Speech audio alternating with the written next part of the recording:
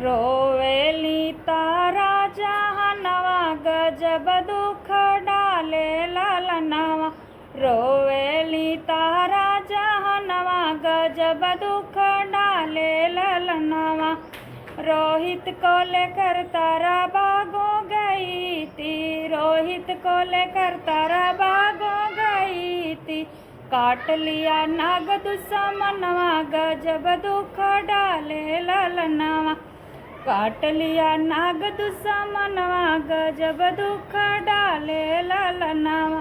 रोहित को लेकर तारा सड़कों गई थी, रोहित को लेकर तारा सड़कों गई थी। जवाब दिया उहाँ दुश्मनवा गजब दुख डाले ललनवा।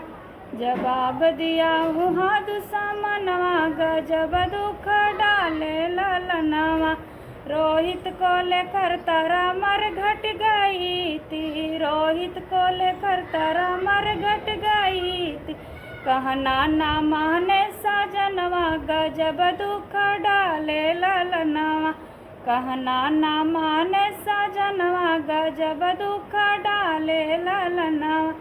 रोहित को लेकर तारा शमशान गई थी, रोहित को लेकर तारा शमशान गई थी। करवाजे महंग सजनवा गजब दुख डाले ललनवा। करवाजे महंग सजनवा गजब दुख डाले ललनवा। आधा ही साड़ी तारा तन पे ही डरली, आधा क देली कफनवा गजब दुख डाले ललनवा। आधा क देली कफनवा गजब दुख डाले